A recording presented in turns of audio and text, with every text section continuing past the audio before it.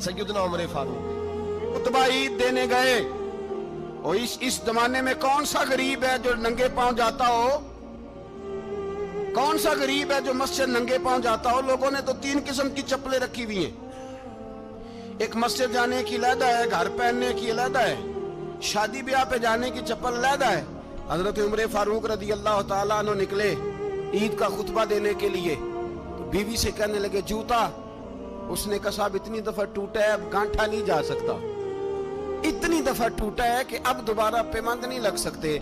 तो हजरत उमर कहने लगे चल कोई अर्ज नहीं है, बगैर जूते के नंगे पैर ही चलते हैं, कोई अर्ज नहीं। तो कहने लगे लोग क्या कहेंगे? फरमाया चुप कर।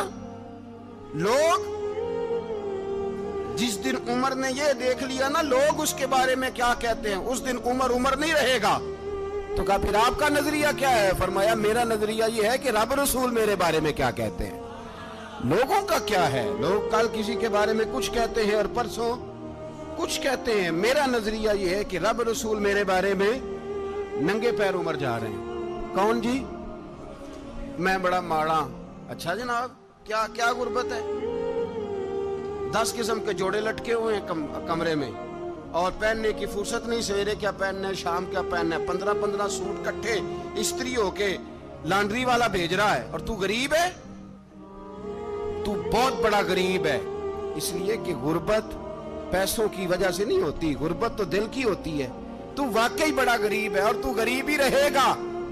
अमीर तो उमर फारूक थे, उमर फारूक थे जो नंगे पांव चले गए ईद की नमाज पढ़ाने। तो रस्ते में जो मिला कहने लगा उमर जूता तो पहन लो। फरमाया तुम्हें उमर का जूता ना पहनने का नक्श तो नजर आया है, कोई अर्ज नहीं। अगर उमर को कभी बताना हुआ तो वो वाला नुक्स बताना जो उमर की सीरत में पैदा हो, किरदार में पैदा हो, वो वाला नुक्स बताना। ये छोड़ो, जूते आते जाते रहते। नंगे पांव गए, पांव धोए, नमाज पढ़ाई, लौट आए। ओ भाई, यहाँ तो हमारा बनाव सिंगार उतरना, जितनी तवज्जो कपड़ों की तरफ है इतनी तवज्जो कभी हमारी इल्म की तरफ होती ना, जितना ज़ौक शौक हमारा बनाव सिंगार की जानिब है, इतना बनाव सिंगार कभी हमारा इखलाकियात की जानिब होता तो मामलात बड़ी हद तक संवरे हुए होते। हजरत सैयदना फारूक आज़म रदी अल्लाह ताला अपनी जिंदगी को तरतीब दिया। एक दिन भी खिलाफत नहीं मांगी अल्लाह से।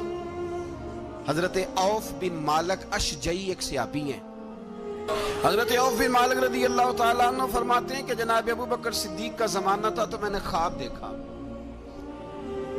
मैंने ख्वाब में जनाब उमर को देखा, और मैंने देखा कि कोई कहने वाला कह रहा है कि उमर वो है कि अल्लाह के रास्ते में कोई इसे जितना मर्जी बुरा भला कहे ये परवाह नहीं करता। किसके रास्ते में? बोले सारे। इसका मतलब है अल्लाह के रास्ते में लोग बुरा भला भी। कुरान मजीद ने कहा वला यखाफून लौमत लाइम, कुछ लोग ऐसे हैं जो बुरा भला कहने वालों की परवाह नहीं करते। आप यकीन करें, अगर परवाह शुरू हो जाए ना तो दीन का काम खत्म हो जाए। ना कोई तकरीर करे, ना कोई तदरीस करे, ना कोई पीरी मुरीदी करे, खत्म हो जाए अगर बातों की परवाह हो। लेकिन वो परवाह, हजरत औफ बिन मालिक अशजी कहते हैं मैंने ख्वाब में देखा कि उमर वो है जो किसी की परवाह, और दूसरी बात मैंने ये देखी कि उमर खलीफा बनेगा, और तीसरी बात मैंने ख्वाब में ये देखी कि उमर शहीद भी किया जाएगा, उमर शहीद भी होगा। ये मैंने 3 बातें ख्वाब में देखी। फरमाते हैं मैंने आके ख्वाब हजरत अबू बकर सिद्दीक को सुनाई, वो खलीफा थे। वो कहने लगे ठहर जा, मैं उमर को बुलाता हूँ, उसके सामने दोबारा सुनाना। उसके सामने फरमाते मैंने बुलाया हजरत उमर फारूक को, आके बैठे। ख्वाब शुरू हुआ का एक बात तो मैंने ये देखी कि आप मलामत करने वाले की परवाह नहीं करते, दूसरा आप खलीफा बनेंगे। जनाब उमर कहने लगे चुप कर, अबू बकर के सामने ही कह रहा है, चुप कर, खलीफा के सामने ही कह रहा है। तो अबू बकर सिद्दीक कहने लगे उमर इसे कहने दो, मुझे लगता है रब की रजा यही है कि मेरे बाद अगर मुस्तफा का मिंबर मिले तो उमर को मिले, इसे कहने दो, कहने दो। यार यहाँ तो लोग डींगे मारते हैं, यहाँ तो लोग दावे करते हैं, मेरे सामने फलाने को भी बिठाओ, फलाने को भी बिठाओ, उसको क्या पता, इसको क्या पता। ये तो बड़के मारने का दौर है। हजरत उमर रदी अल्लाह ताला अन्हु को तीसरी बात कही। हजरत औफ बिन मालिक ने कहा आप शहीद किए जाएंगे, मैंने ख्वाब देखी है। नेक लोगों के ख्वाब बड़ी हद तक सच्चे होते हैं। کہا میں نے خواب دیکھی ہے. تو حضرت عمر کہنے لگے شہید تو دلیر لوگ ہوتے ہیں, شہید تو دلیر, جسے سارا زمانہ دلیر کہہ رہا ہے وہ اپنے بارے میں کیا کہہ رہا ہے؟ کہتے ہیں شہید تو دلیر, میں تو کاہل سا آدمی ہوں, سست آدمی ہوں, میں تو اتنا کام ہی نہیں کرتا. تو یہ خواب تو نے جو دیکھا ہے نا, پھر سے دیکھنا. تو ابو بکر صدیق فرمانے لگے عاجزی نہ کر, انکساری نہ کر, تو جو کہہ رہا ہے ٹھیک کہہ رہا ہے, لیکن مجھے سن کے شکر بھی ہوا ہے اور افسوس بھی ہوا ہے. افسوس اس بات کا کہ تیرے جیسا بطل عظیم چلا جائے گا, اور شکر اس بات کا کہ رب تجھے زندگی بھی اعزاز والی دے گا, اور شہادت کی موت دے کے اللہ تجھے موت بھی عزت والی عطا فرمائے گا. اللہ موت بھی تجھے عزت والی دے گا, تجھے کاہلوں جیسی موت اللہ. حضرت فاروق اعظم رضی اللہ عنہ, بھائی یہاں تو اس زمانے کا سب سے بڑا مسئلہ پروٹوکول ہے. لوگوں کو پتا ہوتا ہے کامل پیر ہے, کامل مرشد ہے, لوگ نہیں جاتے. میں کسی کا مرید ہو جاؤں, میرا پروٹوکول کدھر گیا؟ پتا ہوتا ہے یہ کامل استاد ہے, میں اس کے پاس بیٹھوں گا تو میری تربیت کرے گا, لیکن لوگ شاگرد نہیں بنتے. میں کدھر گئی؟ یہ جو پروٹوکول کی مصیبت ہے نا, اس نے بڑے بڑے لوگ زیرو کر دیے, بڑے بڑے لوگ. اور یہ مت سمجھے کہ آپ کا وزیر اعظم پروٹوکول لیتا ہے یا آپ کا صدر پروٹوکول, وزراء, ایسی کوئی بات نہیں. ہم چھوٹے طبقے سے لے کر بڑے سارے پروٹوکول کے قائل ہیں. ہمارا تو داماد بھی کہتا ہے کہ مجھے پوچھا نہیں میں تمہارے گھر کیوں آؤں. ہمارا تو بھائی ہر شخص اعلان کرتا ہے پروٹوکول کا, فلانے نے عزت نہیں دی تو واپس آ جاؤ, فلانے نے سلوٹ نہیں کیا تو واپس آ جاؤ. لوگ جہاں سلوٹ کرنا چاہیے وہاں بھی سلوٹ کرانے کے قائل ہیں. پر حضرت عمر رضی اللہ تعالی, حضرت عمر کی سادگی اور پھر جناب عمر کی عاجزی, جب انسان اپنے اوپر سوار کر لیتا ہے نا, سوار کر لیتا ہے, میں بدکار پرانا خادم, کسے در ملی نی ٹوئی, تے واصف یار نے نظر جو کی تھی تے واصف ہی. میں اکثر سوچتا ہوں حضور نے جہاں بھی کہا نا, فرمایا میرے بعد نبی ہوتے تو خطاب کے بیٹے عمر ہوتے. حضور نے فرمایا عمر جس رستے سے جاتا ہے شیطان وہ رستہ بدل جاتا ہے. نبی پاک صلی اللہ علیہ وسلم نے فرمایا میرا عمر وہ ہے کہ اس کی زبان پر حق جاری ہے. حضور علیہ السلام نے فرمایا 950 سال حضرت جبریل میرے عمر کی شان بیان کریں تو ان کی عظمت ختم نہیں ہوتی. 950 سال جبریل عظمت بیان کرے تو ختم نہیں ہوتی. یہ بات ہے حضرت عمر کی. اور فرمایا عمر ابو بکر کی نیکیوں میں سے ایک نیکی ہے, یہ شان ہے عمر فاروق رضی اللہ تعالیٰ عنہ کی. حضور نے فرمایا میرے بعد نبی ہوتے تو عمر ہوتے, جس گلی سے عمر آئے شیطان رستہ بدل جائے. میرے عمر فاروق کی شان 950 سال بیان ہو تو ختم نہ ہو. عمر کی زبان پر اللہ حق بیان کرتا ہے, جو عمر کہتا ہے وہی رب کر دیتا ہے. حضور ساری زندگی فضیلتیں بیان کرتے رہے, عمر جواب میں کیا کہتے ہیں؟ کوئی بتائے نا کہ یہ والی حدیثیں کبھی عمر نے بھی روایت کی ہوں کہ حضور نے میرے بارے میں یہ کہا ہے. یہ روایتیں وہ روایت نہیں کرتے. ان سے جب لوگ کہتے عمر تیری بڑی بات ہے تو عمر رو پڑتے, کہتے میں تو اونٹ چرانے والے باپ کا بیٹا ہوں, میں تو اونٹ چرانے والے باپ کا بیٹا. اونٹ چرا, اس سے آگے عمر گئے ہی نہیں ساری زندگی, اس سے آگے لفظ ہی نہیں ادا کی. اور میں تو بھائی اونٹ چرانے والا, میرا باپ تو اونٹ چرایا کرتا تھا, 10 اونٹ تھے, میری ڈیوٹی ہوتی تھی, سنبھالے نہیں جاتے تھے, ابا ڈنڈوں سے مارتا تھا. ساری زندگی عمر حج کرنے گئے, ایک خشک تنا کھجور کا عمر فاروق رضی اللہ تعالیٰ عنہ نے اس کو اپنے کلاوے میں لیا, رونے لگے. لوگوں نے کہا عمر کیا ہوا؟ فرمانے لگے یہاں میں اونٹ چرایا کرتا تھا, یہاں میں اونٹ چراتا تھا, 10 اونٹ سنبھالے نہیں جاتے تھے. دیکھو رسول اللہ کی شان, آج ساری امت چلانے کا طریقہ عطا فرما دیا ہے. ساری نظریے سے پیار. یار پیسہ کس کو برا لگتا ہے؟ آپ جس آدمی کی 50 کروڑ کی پراپرٹی ہے اس کو پوچھیں سب سے غریب, آپ کو وہی نظر آئے گا. وہ کہے گا میں ٹائٹ ہوں. حالات بڑے, میں کئی باری پوچھے انہوں نے, میں کہتا ترجمہ بھی 10 چھڑوں کی, ہمیں تو سمجھ نہیں آتی. اور ٹائٹ حالات کون سے ہوتے ہیں جی؟ جس آدمی کا کروڑوں میں کاروبار ہے نا, اس کو آپ چھیڑے وہ رونے لگ جائے گا, رونے.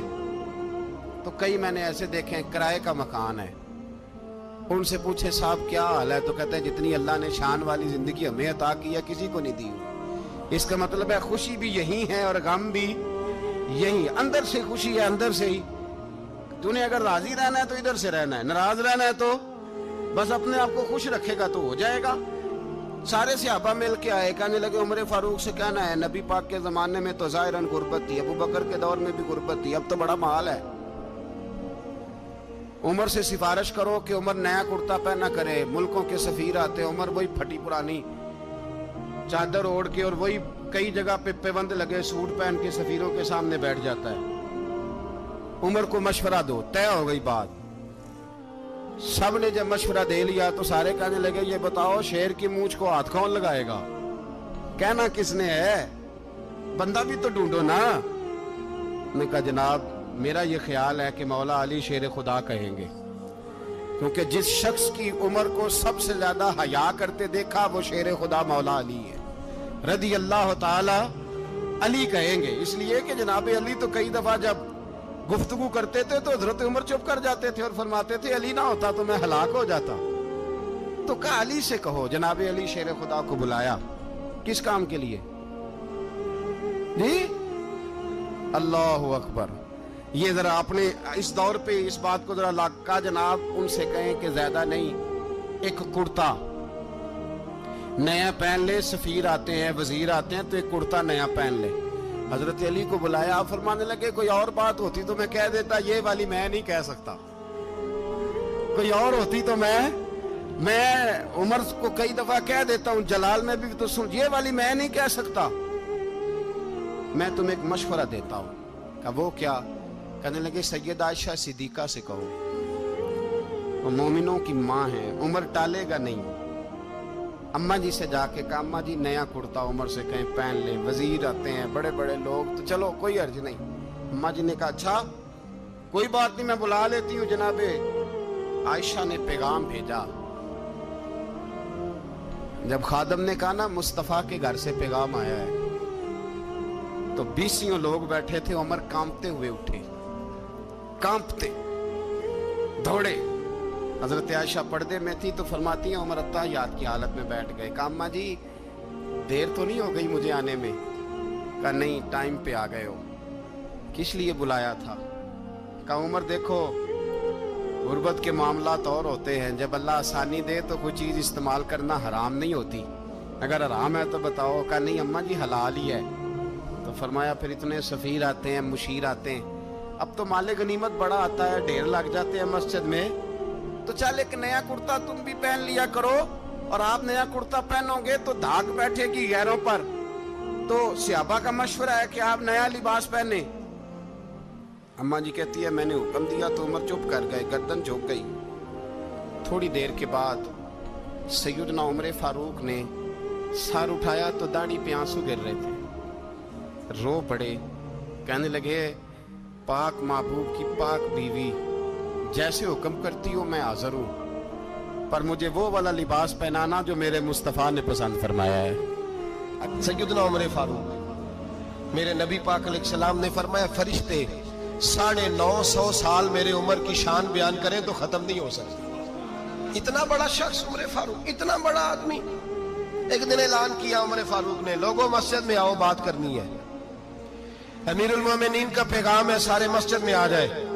کھچا کھچ مسجد نبوی صحابہ سے بھر گئی، اور ایسا جب اعلان ہوتا تھا تو صحابہ دوڑ کے آتے تھے، شاید کو جنگ ہے، شاید کسی نے حملہ کر دیا ہے، شاید کوئی نئی بات ہے، دوڑے آئے لوگ، مسجد نبی کھچا کھچ بھر گئی۔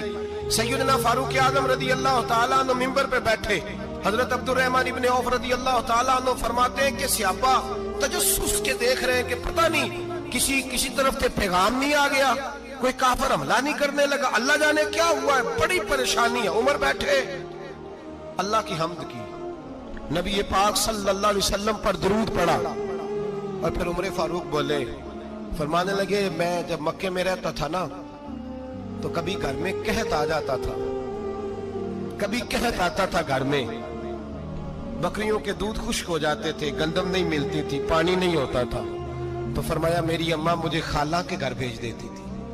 قبیلہ بنو مخزوم، اس قبیلے میں میری خالہ کی شادی ہوئی تھی تو وہ مالدار لوگ تھے، उनके पास ज्यादा बकरियां, ज्यादा ऊंट, ज्यादा गाय, ज्यादा खेत थे।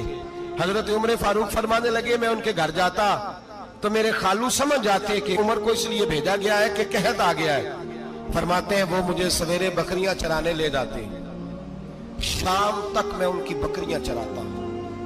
अमीरुल मोमिनीन उमर, एक तरफ मसला यह है कि कैसर और किसरा की दीवारें हिल रही हैं उमर के नारों से, और इधर उमर मिंबर पे बैठ के खुतबे दे रहे हैं। फरमाते हैं मैं बकरियां चराता, शाम तक खाला के घर जाके मजदूरी करता, और फरमाते हैं शाम होती तो एक मुट्ठी किशमिश मुझे देते वो।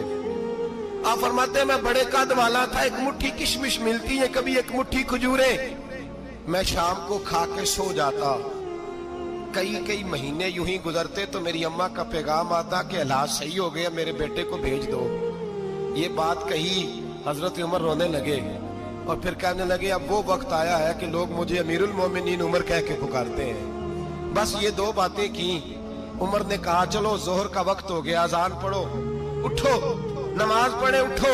अजान हुई, इकामत हुई, जनाब उमर ने नमाज पढ़ाई, लोग चले गए तो सैयदना अब्दुल रहमान इब्ने औफ यराना था जनाब उमर से, बाजू पकड़ के कहने लगे उमर सियाना बंदा यार तू ये दो बातें सुनाने के लिए इतना मजमा इकट्ठा किया था, ये दो बातें कहने के लिए कि मैं खाला के घर जाके मजदूरी करता था तो एक मुट्ठी किशमिश मिलती थी, एक मुट्ठी खजूरें, ये कहने के लिए कि मैं बकरियां चराया करता था। तो हजरत उमर फारूक रदी अल्लाह ताला अन्हु फिर रोए, फिर आंखों में आंसू आए। कहने लगे अब्दुल रहमान आज ना मिस्र शाम से कुछ लोग आए थे और वो बता रहे थे कि उमर तेरा डंका वहां भी बड़ा बजता है। वो मुझे कह रहे थे तेरे नाम के वहां भी बड़े दबदबे हैं, बड़े तस्करे हैं। तो मेरा नफ्स मुझे कह रहा था उमर देखा तू यहाँ बैठा है और वहां तेरे नाम का शोर हो रहा है, मुझे इसने बड़ा किया है। तो मैंने आज मुस्तफा के सारे गुलाम इकट्ठे करके अपनी औकात बता दी है। मैंने अपनी औकात बताई है कि मैं कुछ नहीं, कोई शय नहीं, कोई चीज ही नहीं, असी किसी से कुछ नहीं जे लगदे, ना कोई साडा दर्दी। मैंने बताया है कि मैं तो किसी के बकरियां चरा के एक मुट्ठी किशमिश लेके गुजारा किया करता था। गुजारा मुझे मेरे कुछ साथी ना ले गए गुजरांवाला सर्दियों के मौसम में, मुझे कहने लगे स्वेटर पसंद कर ले अपनी मर्जी का। तो मैंने कहा यार मुझे तो वही मजा आता है जो मेरी अम्मा क्रोशिये से बनाया करती थी, वही वो पहले अब्बा पहनते थे, फिर वही स्वेटर बड़ा भाई पहनता था, फिर हमारे खाते में आ गया। और फिर उसकी तारीफें होती थी गुर्बत छुपाने के लिए, उसकी तारीफें होती थी बड़ी मेहनत से बना है जी, क्या बात है, बड़ा गर्म है, तो अब छोटे भाई को दे दिया जाए। हमने कहा वही जमाना देखा है, वही रंग देखा हुआ है और उस पर फख्र है। अब तो लोग जब कुछ हो जाता है ना, दो चार लोग जानने लगते हैं तो लोग फटाफट दावा कर देते हैं खानदानी रईस आज़म हूँ, बड़ी बात है। ऐसी कोई बात नहीं, जिसको अपना आप याद रहता है उसे खुदा भी याद रहता है, जिसे अपना आप याद रहता है उसे रसूलुल्लाह भी याद रहते हैं, जिसे अपना आप याद रहता है उसकी नजर में दूसरे लोग भी कुछ होते हैं। मैं उम्रे के लिए हज के लिए जाता रहता हूँ, रब मुझे अपने फजल से बुला लेता है। तो मैं एयरपोर्ट से नीचे उतरा तो एक साहब मेरे जानने वाले थे, दौड़ के आए और मुझे कहने लगे क्या बात है, सुना है इस दफा आप सऊदी एयरलाइन से आए, सीधा मदीना शरीफ आए, क्या बात है आपकी। और मैंने कहा साहब छोड़ दें, मैं भी जब पहली दफा आया था तो मैं भी बड़ा घूर के एयरपोर्ट देखता था, मैंने कभी देखा जो नहीं था, मैं बड़ा घूर के देखता था, कोई ऐसी बात नहीं है, ये निजाम कुदरत है, बादशाह के फैसले हैं, वो जब चाहता है जिस तरह के चाहता है फैसले फरमा लेता है। तो ये उसके फैसलों की बात है। हम लोग ना जिस हैसियत पे होते हैं वहीं रह जाते हैं, पिछली बात भूल जाते हैं। इसलिए हम चाहते हैं जो भी हमें मिले झुक के मिले, जो भी आए, और ये मेरा आपका सबका मुश्तरका मामला है। मेरे नबी पाक सल्लल्लाहु ताला अलैहि वसल्लम ने सहाबा से पूछा तुम्हें बताऊं जन्नत के बादशाह कौन होंगे? जन्नत के आम लोग नहीं, जन्नत के, बोलिएगा जरा, जन्नत के अल्लाह बादशाह। जन्नत में तो जाना बड़ी बात है, हुजूर जन्नत का भी बादशाह। इब्ने माजा में लफ्ज है, तुम्हें पता है जन्नत के बादशाह कौन होंगे? और मेरे मुस्तफा करीम सल्लल्लाहु ताला अलैहि वसल्लम के गुलामों ने कहा हुजूर हमें नहीं पता। तो हुजूर ने फरमाया जन्नत के बादशाह वो लोग होंगे जिन्हें दुनिया में कोई भी नहीं जानता था, जिनके कपड़े सादे होते थे, जो गरीब लोग होते, جو سفارش کرتے تھے تو ان کی قبول کوئی نہیں کرتا تھا، جو کسی کے ساتھ جاتے تھے تو ان کو مانتا کوئی نہیں تھا. وہ جنت کے بادشاہ ہوں گے، بادشاہ. اور فرمایا قیامت کے دن جب لوگ انہیں دیکھیں گے تو ان پر فخر کریں گے، رشک کریں گے، کہیں گے کیا بات ہے تمہاری. یہاں تو شوق ہی بڑا ہے. غریبوں نے بھی پوسٹر بنائے ہوئے ہیں، ڈاکوؤں، لٹیروں، چوروں کی تصویروں کے ساتھ لگوائے ہوئے اپنے آپ کو بڑا کرنے کے لیے. عاجزی اختیار کریں، عاجزی اختیار کریں، اپنے آپ کو مٹانے کی کوشش کریں. رب کریم کے بندے آگے بڑھ کے اپنا آپ دکھاتے نہیں. بڑا شوق ہے، پہلے فوٹو کھچا لو، باقی باتیں بعد میں ہوگی. پہلے ویڈیو بنا لو، باقی کچھ اور بعد میں ہوگا. پہلے اب تو پرسوں ترسوں مجھے ایک مولانا کہنے لگے کہ آپ سے میں نے، وہ یہاں جمعہ پڑھنے آتے ہیں کبھی کبھی، میرے دوست ہیں، کہتے ہیں آپ سے میں نے سنا تھا کہ اگر کوئی نبی پاک کا فرمان ہے، اگر کوئی نذرانہ دے تو اس کو لے لو، اگر کوئی تحفہ دے تو اس کو، حضور نے فرمایا لے لو اگر تمہیں کو دیتا ہے، اپنی مرضی سے، مانگنا منع ہے. کو دے تو لے لو، ورنہ ایک وقت آئے گا تم مانگو گے تمہیں ملے گا نہیں. جب کو دے تو لے لو. کہنے لگے آپ نے کہا تھا کو دے تو اس وقت سے میں، کوئی سوٹ دیتا ہے مجھے میری مسجد کا نمازی تو میں لے لیتا ہوں، کوئی مجھے کوئی اور شے دیتا ہے تو میں آپ سے سن کے. تو اگر میری مسجد کا نمازی سوٹ پکڑاتے ساتھ فوٹو بھی کھینچے تو پھر میرے لیے کیا حکم ہے؟ وہ خوشبو کی ڈبی دیتے ہوئے ساتھ فوٹو بھی کھینچے، پھر میرے لیے کیا حکم ہے؟ کہنے لگے رمضان میں یہ حال ہوا ہے کہ لوگ کپڑے دے رہے تھے اور فوٹو کھینچ رہے تھے.